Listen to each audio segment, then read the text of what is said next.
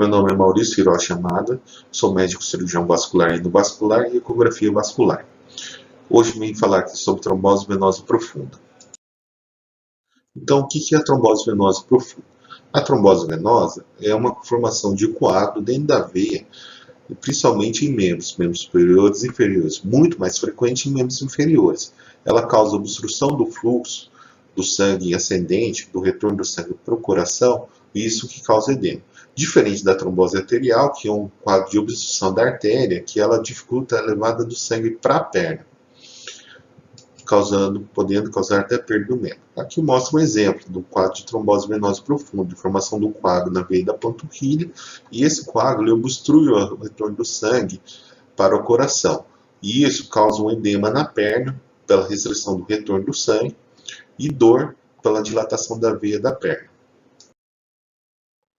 Quais os fatores de risco para a trombose? De forma geral, nós conhecemos uma tríade chamada tríade Virchow, que causa a trombose, que ela consiste em hipercoagulabilidade, lesão da veia endotelial e estase sanguínea.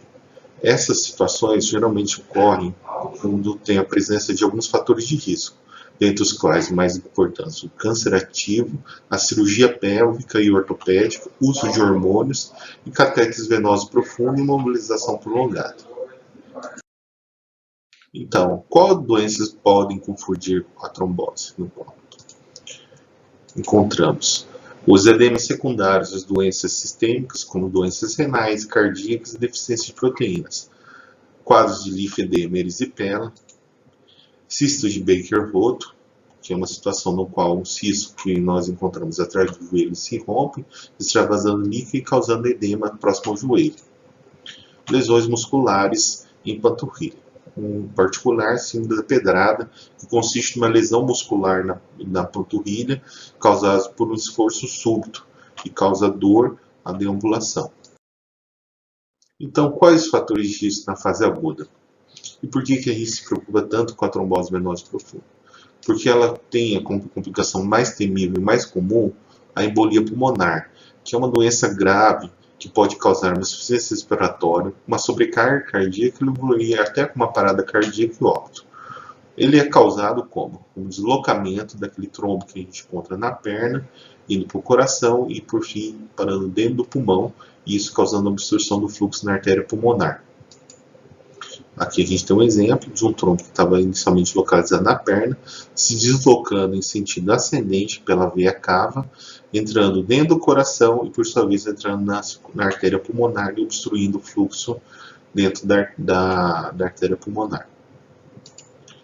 Em consequência, nós encontramos, então, a ausência do fluxo, por sua vez, um infarto pulmonar, dor, e dispneia e dessaturação do paciente, oxigênio do paciente. Outra complicação são as flegmases, as celúrias Dolles e as celúrias Albans, que pode causar uma trombose venosa profunda tão intensa que obstrui a circulação arterial. Esse é um exemplo. São quadros dramáticos, mas porém são quadros de exceções. Então, quais as sequelas na fase crônica? Na fase crônica, encontramos a síndrome pós-trombótica, que consiste nas sequelas da veia causada devido à presença de inflamação e lesão das paredes do vaso causadas pelo excesso de coágulo, que pode causar um edema crônico, dores crônicas, varizes e manchas na pele e até úlceras.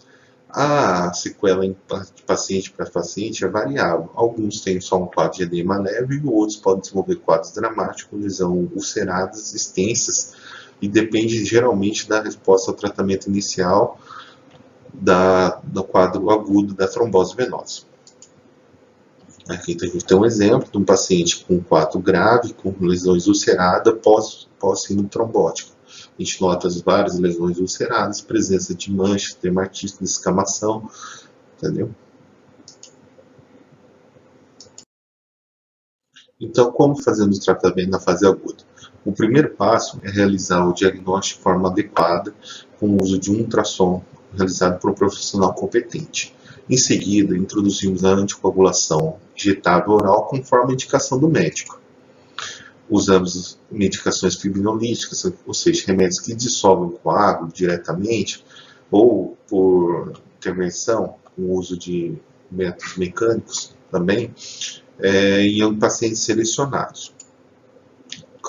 Utilizamos elevação do membro, que, como demonstrado nessa figura, elevamos a parte inferior do membro, a cama de forma geral, para que fique uniformemente apoiado todo o dorso do pé, não somente o dedo do calcanhar. Em seguida, depois de uma melhora do edema, então introduzimos o uso da meia elástica, que deve ficar pelo resto da vida, como esse exemplo. E qual o tratamento na fase crônica, após os período de 6 meses? Meia elástica de alta compressão por longos períodos, exercícios para melhorar a drenagem do sangue, como demonstrado nessa figura, que inclui a dorsiflexão e flexão plantar do pé. Esse movimento ativa a circulação da panturrilha e melhora a drenagem do sangue. E depois o controle das sequelas conforme a evolução. Caso exista a presença de úlcera, será realizado tratamento conforme os protocolos. Então, há como prevenir a trombose?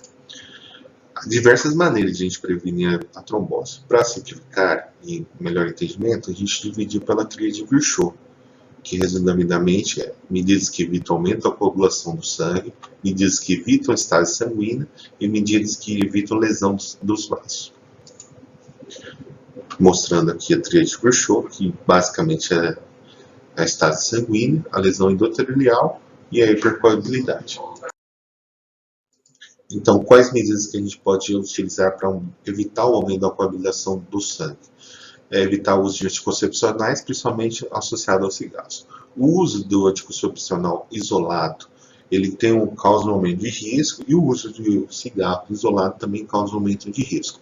O uso associado de ambas as medicações e o tabagismo causa um aumento muito grande no risco de trombose venosa profunda. Outro método seria o uso de anticoagulante em algumas situações excepcionais, como voos longos de avião, pós-operatórios, longos períodos acamados, cirurgia com histórico reconhecido de trombose, tais como cirurgia de quadril, de joelho e cirurgias pélvicas ginecológicas. Nesses casos, a gente pode fazer o uso de anticoagulante, conforme alguns protocolos que possuem cada patologia. Continuando, quais medidas que evitam a estase sanguínea? Caminhadas regulares, que aumentam a circulação venosa, e a movimentação dos músculos da panturrilha, como mostrado naquele exemplo anterior, que você faz a movimentação, a dorsiflexão e flexor plantar. Esse é um exemplo. No caso de pacientes acamados, utilizar a fisioterapia no início precoce. O uso de meias elásticas compressivas também aumenta a mobilização do sangue e evita as causas de trombose. Outros seriam equipamentos de compressão gradualmente pneumáticas, como esse exemplo aqui, que esse equipamento que vai em comprimento de distal para proximal, facilitando a drenagem do sangue em sentido proximal. Continuando com as medidas, seriam quais podem evitar lesão das paredes dos vasos.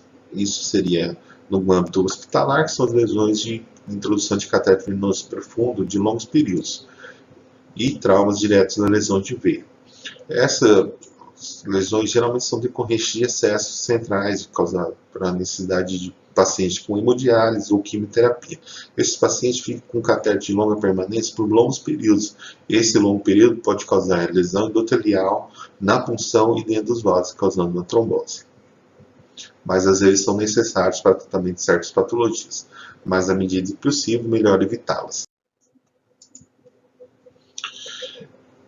Eu queria agradecer a todos. Aqui a gente se despede, mostrando que nós somos uma equipe altamente capacitada, toda treinada, para realizar o melhor atendimento possível. Obrigado.